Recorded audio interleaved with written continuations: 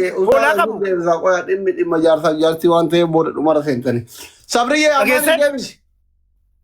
Bara namni hoolaa masgiidatti kenne zabbii kenne sangaa kenne yaa rabbi ilmoo tokko naa kenne ilmoon dhabe jedhee rabbiin kadhataa jiru. Rabbiin ilmoo 5 bakkatti kenneefi tokko irraa fudhatee 4 guddifatanii haddaan ga'anii ka'anii akkasitti gadi ba'anii akkana gooteetti boojjoo marqaatiin na tume akkasna godhe ani kabbalem gara kootiin hin fudhu doktoras dhiifama naa godhin.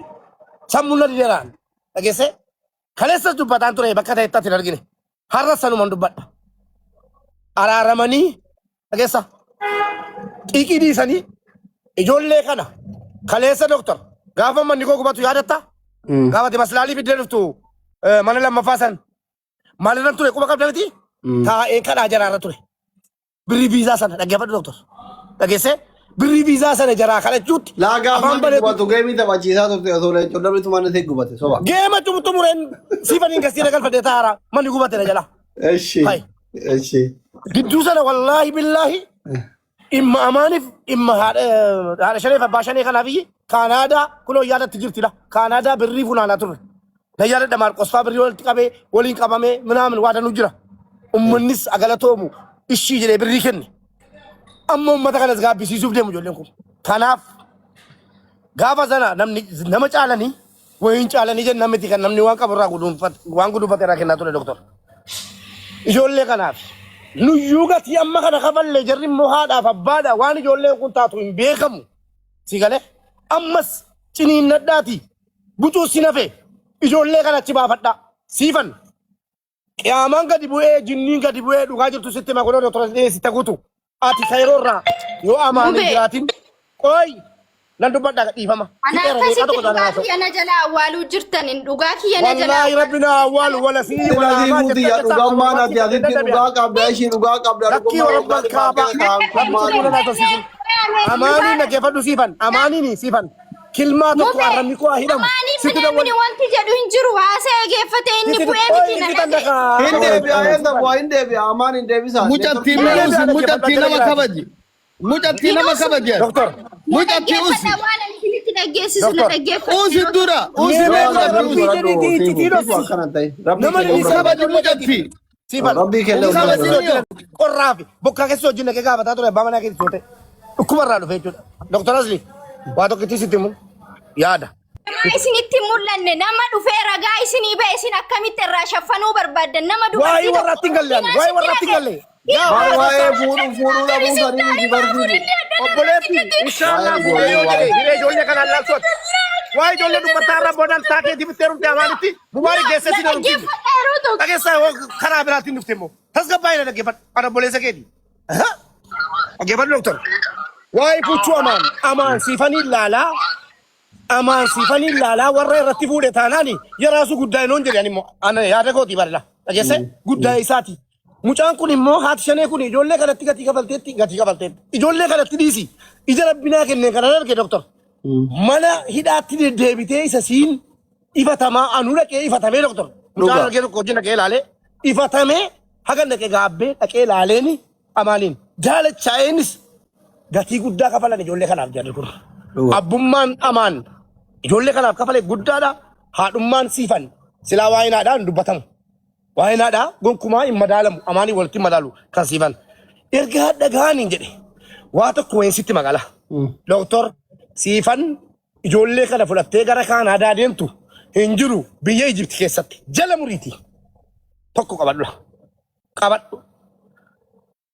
Amaanis immoo biyya Ijiptitti deebi'ee abuutu waan dubbadhen deema biyya Ijiptitti deebi'ee abadan wallaahi guyyaa lama hin jiraatu karchallee gala waan argine beenna kanaan dura eessaan isa galu eessaan amaan biyya Ijiptitti deebi'uu hin danda'u amma ashaaraan irraa ka'utti.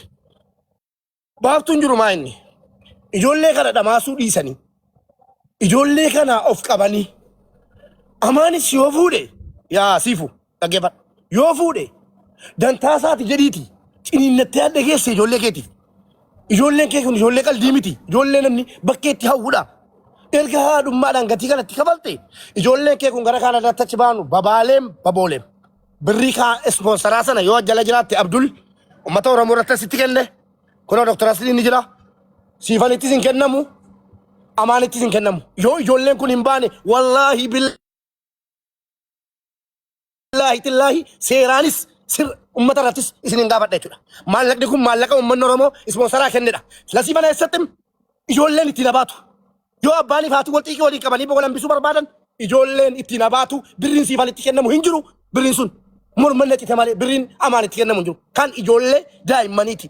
As raggicha dhagaachuu anatu ijoolleen birrii amma rakkoo jiru maal beektamu bee lola jaraa argineemi ijoolleen kun ijoollee Oromootimi hawaasa kana bira dhaabateemi sigalee miti hawaasa kana bira dhaabateemi faayidiin amaan irra jira ijoolleen as jirti birrii hin kennan ijoolleen birrii hin kennitu ayyeroo lama gaafatamee bar birriin ka ijoolleetii amaan illeetii fullee waa irraan qabu jeeri fakkeenyaaf gizee isaa walolan amma akkamitti mee warri waa'ee ispoonsaraa kana keessa beekan ijoollee Oromoo tana haadhaaf abbaa irratti wal dhaban kana akkamitti as keessaa baafna dhageettanii dubbiin kana waan dhageettan kana ijoollee tana akkamitti as keessaa baafanne ispoonsara okeen gad deebi'e faayila kana akkamitti addaan baasanii achi baasuu hin danda'ama waan kana irratti nu gargaara yoo waan bitan sanillee ammuhaami moo maal jedhanii waan sanillee bitanii jala deemuu taate waan kana irratti akkam godhamee yaada nuu kennaa ishee awwaalee duraa dubbii kana keessa beekanii kanuma malee kobiriin hin deebi'a miti.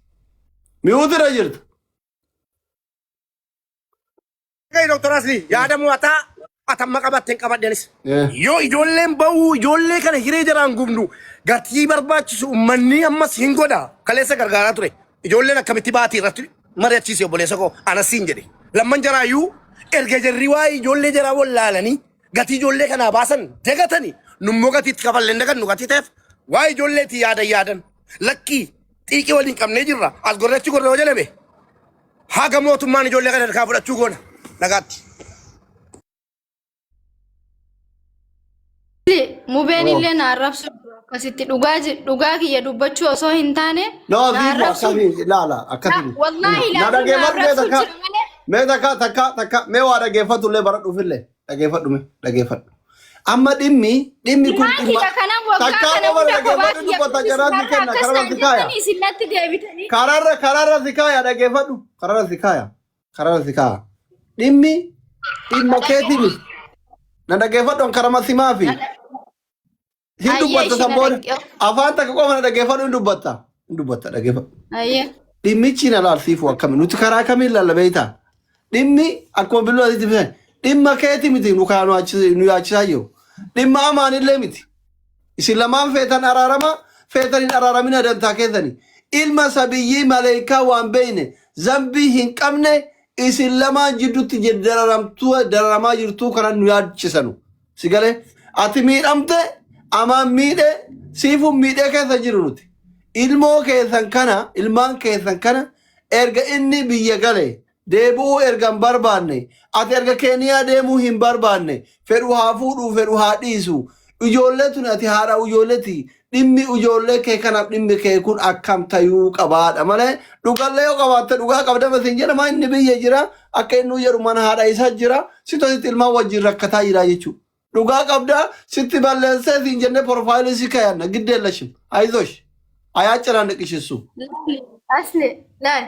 Keeniyaa dhimma jettan kana siigalee akkuman sittime abbaan ijoollee kiyyaa Keeniyaa deemna jedhee dhimmi inni naan mari'ate tokko hin jiru. Dhugaa jirtu yeroo jalqabaa innillee isinitti himee jira. Itti bilbilanii itti haasa'anii jennaan ganaa haasaa keessa lallaaq ganaa ka isin aarsaa abbaan kafalee jira jettanu ani hintala Oromoo ta'ee ilmaan shan siigalee maatsanii kiyya keessa ka sibiilli jiru. Abbaan guyyaa tokko haammatee hin ciise osoo isin hin jedhu jechuun abbaan guyyaa tokko haammatee hin ciisne bara kiinaan fuula keetti naqa osoo naan jedhu waggaa meeqa dhabse kanan isin hin jedhu aarsaa adummaa hin kaffalle naan jettanii nama bar guyyaa tokko ilmoo isaati xuuntoo hidhiine isin hin jechuu jira haqa maalii naa dubbachuu jirtan isin nama isin dhufee fuudhee jira isin hin jedhu haqa maalii naa dubbattan isin akkana haqni dubartii. Afaan isaatiin bar nama guyyaa tokko ilmoo kiyya haammatee ciisee hin beene nama guyyaa tokko ilmoo kiyya naan nyaachifne jedhee isinii himuu jira haqa maalii naa dubbattanire innuu ragaa isinii bahe walumaa galatti sagalee kana dhaggeeffadha. No sagalee amma bara siifu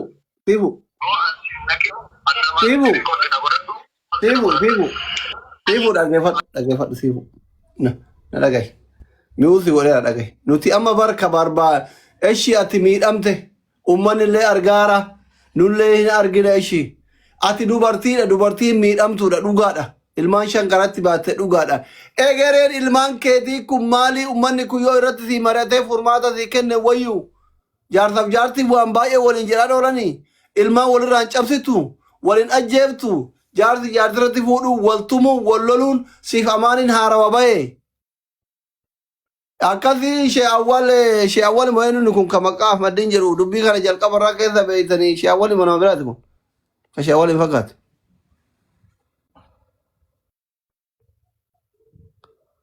Shee awwal miti. Shee awwal mo'een kan maddeen jedhu kun. Shee awwal miti sorry. Dogoggoraan. Jalqabarraa keessa beeytanii boona fi jeneraal inni agalchi jettee jeneraal waan kana kam goona mee kunoo dhageettanii dubbii hunda maal godhuu furmaata carraa isinii kenna nama warra mana keessa jiru wal jala jiru. Yaa asli wanni ulfaataa agarra lachiyyuu dubbii dhageenyee jirra waan gara manaa jiru kana hunda irraa